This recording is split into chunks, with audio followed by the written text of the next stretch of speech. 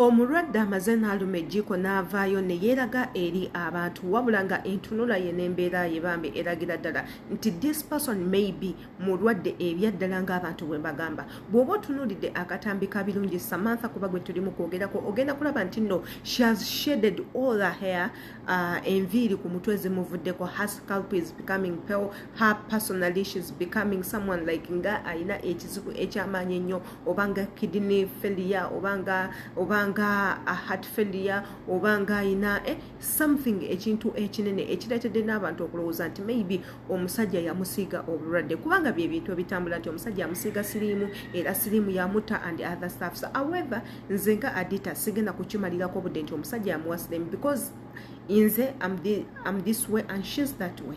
She has her own life. I have my own life. She knows better.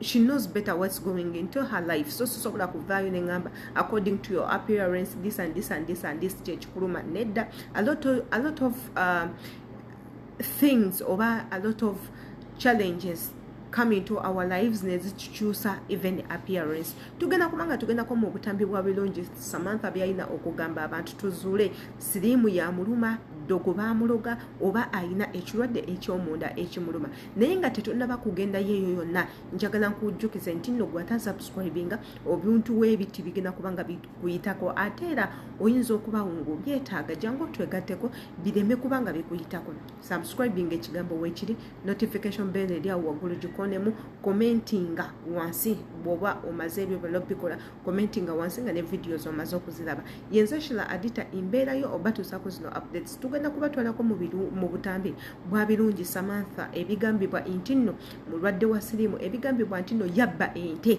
yes ez'abakadama bulijjo z'abalondira, ebirala nga bigamba nti nno omusajja yamukolako ebikolobero, ebirala nga bigamba nti ayina ebirwadde ebyenjawulo. Byonna tugenda kubanga tubizuula nga tubijja mu butambi buno eno. Katuwulize akatambi okusooka ate era tulyoke tukomewo with the conclusion. Sitera kwagala ki mbadde ndote nga situnula mu kamera. It's okay abagala okuvuma, it's fine, it's okay, it is fine, kiri fine. Mbadde post okola live eno ku ssaawa zino for some reason. Asinga gye mutagenda kutegeera ssaawa zino oba ngenda ginnyonnyolako kati. Naye munansonyiwa njogera mpola kubanga I'm not at my best feeling though. Yeah. Naye feel tenyiriza nammwe temumalamu nnyini, temumalamu maanyi.